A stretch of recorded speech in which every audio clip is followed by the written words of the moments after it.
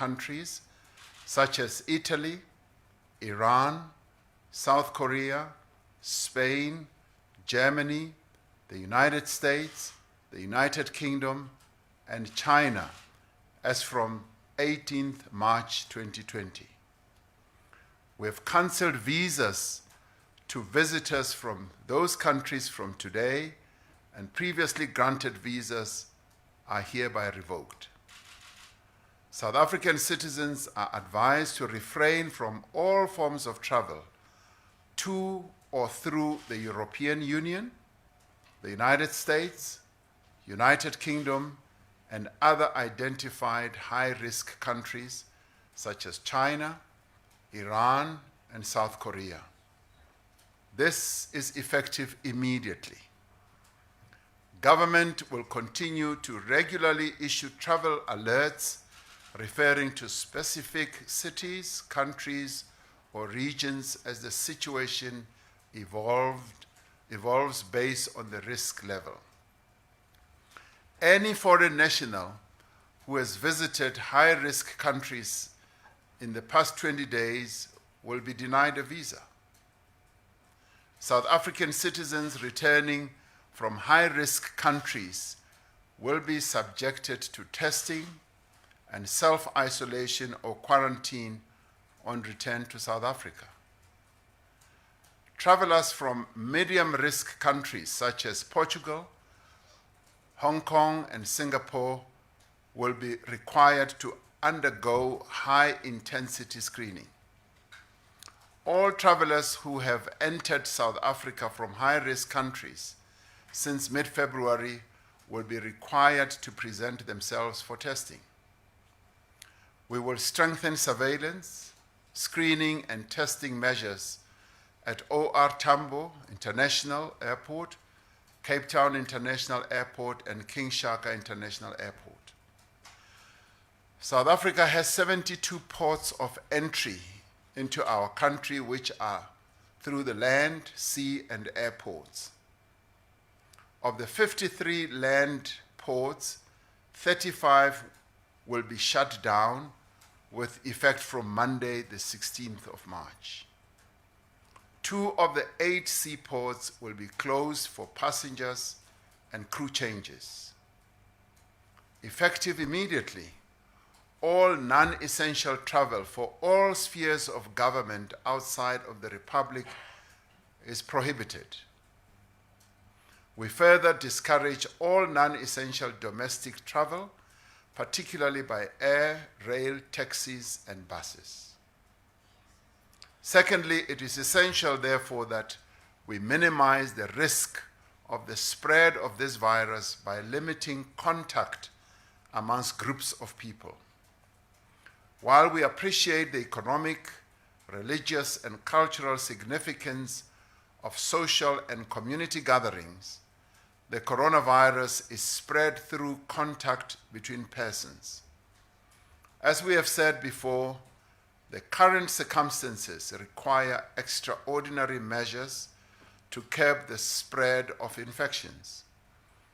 Therefore, to encourage social distancing, Cabinet has decided on these additional measures. Gatherings of more than 100 people will be prohibited. Mass celebrations of upcoming national days, such as Human Rights Day and other large government events, will be cancelled. Where small gatherings are unavoidable, organizers will need to put in place stringent measures of prevention and control. Schools will be closed from Wednesday, 18th March, and will remain closed until after the Easter weekend. To compensate, the mid-year school holidays will be shortened by a week. Government is working closely with colleges, universities, and other public facilities such as parliament, prisons, police stations, and military installations to intensify hygiene, control, and other measures. Visits to all correctional services are suspended for 30 days with immediate effect. Government is aware of the confirmed case of a student who has tested positive for the coronavirus at the University of the Witwatersrand. Those who have been in contact with the student will be quarantined. The Minister of Higher Education and Training and Innovation is consulting with vice chancellors and university as well as colleges across the country and will soon be announcing measures in this regard.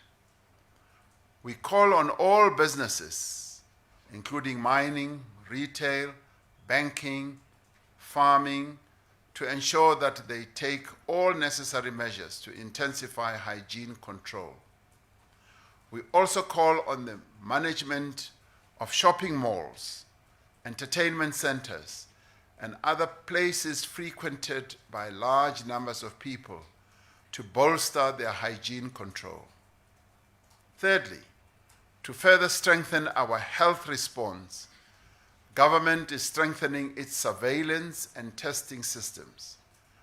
We are in the process of identifying isolation and quarantine sites in each district and metro. Capacity is being increased at designated hospitals in all provinces. We are also increasing the capacity of existing contact tracing processes. We are partnering with the private sector to set up a national tracking, tracing, and monitoring system of all people infected with the coronavirus and those they have been in contact with. We are undertaking a mass communication campaign on good hygiene and effective prevention behavior. Therefore, we are calling on everyone to change their behavior.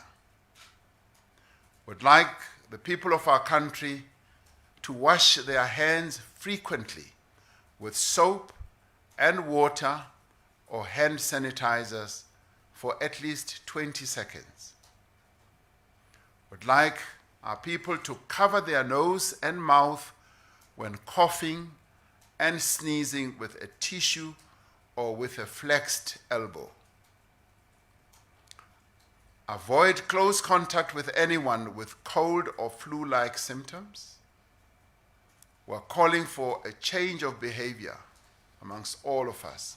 We must minimize physical contact with other people and encourage the elbow greeting which is this, rather than shaking hands.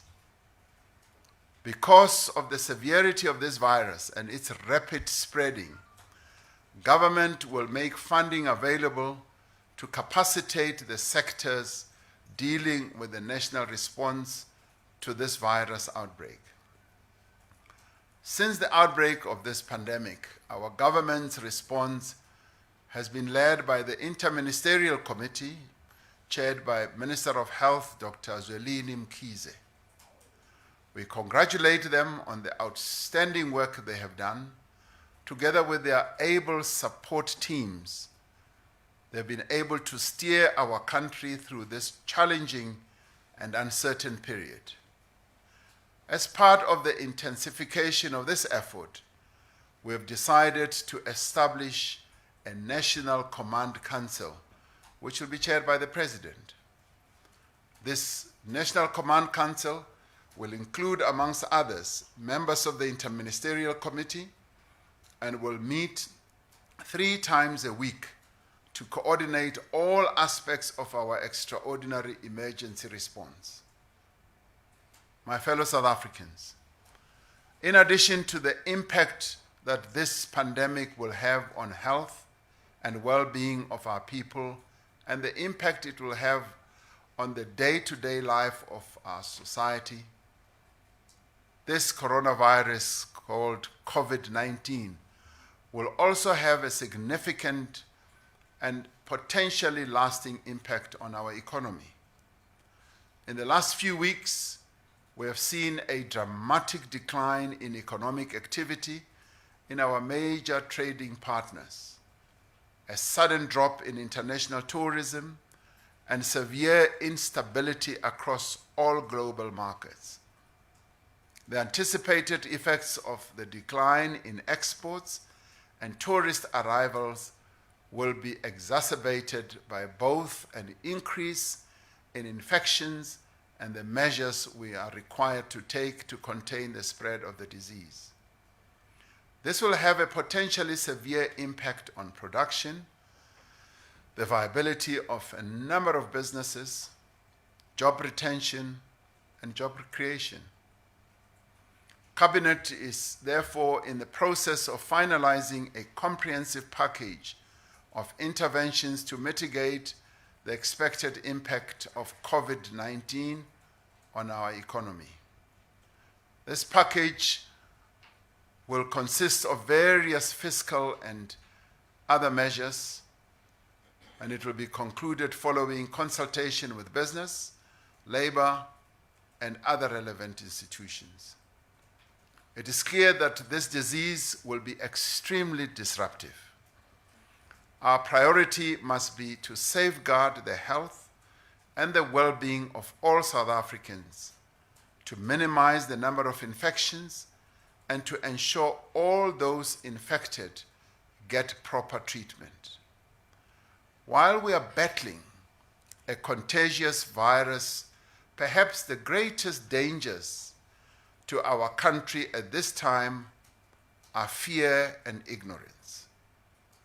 We must appreciate the extent of the threat that this disease presents.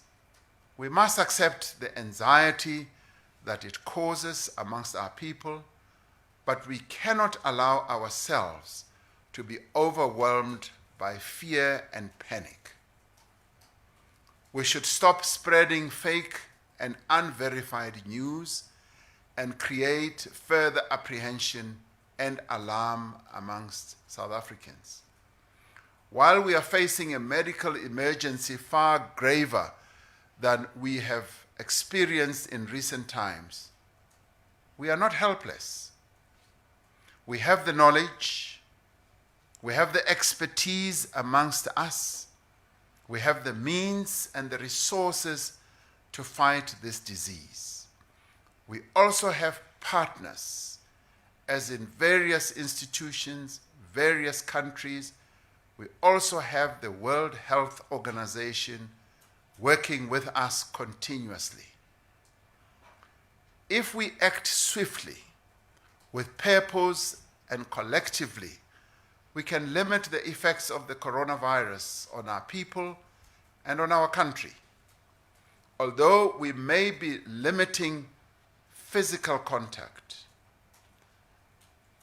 and interfering with the rights of people, this epidemic has the potential to bring us closer together.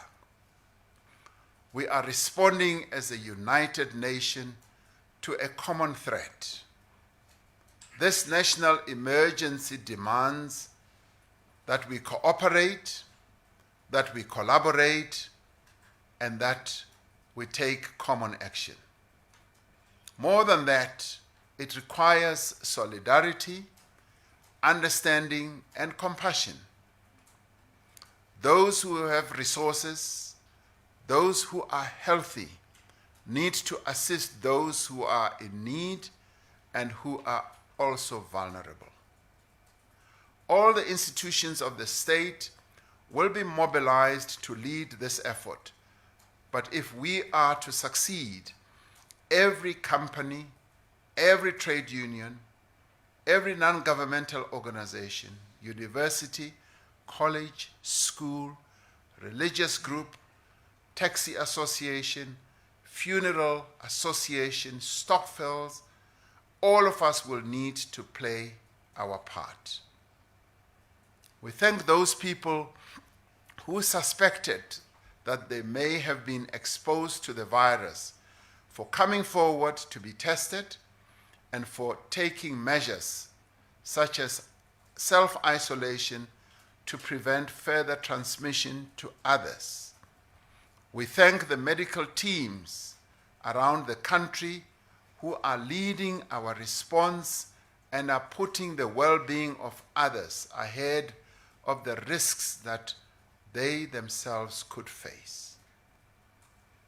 On Saturday, we welcomed 104 of the compatriots who were in Hunan City in China. We thank the repatriation team for the task they performed with pride and efficiency to return them to the country and ultimately, finally, to their families. The repatriation has been successful, and those who have returned have settled in the quarantine area. We thank the military health officials, the pilots who flew the plane, the cabin crew, and all those who participated in this very testing exercise. We thank the leadership and the people of Polokwane and Limpopo as a whole for warmly welcoming our fellow South Africans. We also extend our gratitude to the staff and the management of the Ranch Hotel in Polokwane, who have accommodated our compatriots and have also subjected themselves to quarantine. We extend our appreciation to the companies and organizations and individuals who have taken it upon themselves to disseminate information about this virus and to raise awareness. We also thank those businesses that have taken steps to protect their employees and those unions that have taken steps to protect their members. Ministers who are at the front line of coordinating our response to this crisis will be briefing the media and the nation tomorrow, where they will unpack details in relation to the measures that we are announcing tonight. Fellow South Africans, this is the most definitive Tumamina moment for our country. I have great trust that our people will respond positively to this call for common action. This epidemic will pass, but it is up to us to determine how long it will last, how damaging it will be, and how long it will take our economy and our country to recover. It is true that we are facing a grave emergency. But if we act together, if we act now, and if we act decisively, I am sure we will overcome it.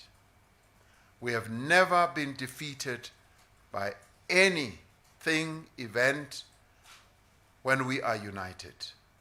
United, we are strong, and divided, we are weak and can be defeated. I wish to thank you, and I hope we take on this task with the strength and the courage that we have as South Africans. Thank you, and good night.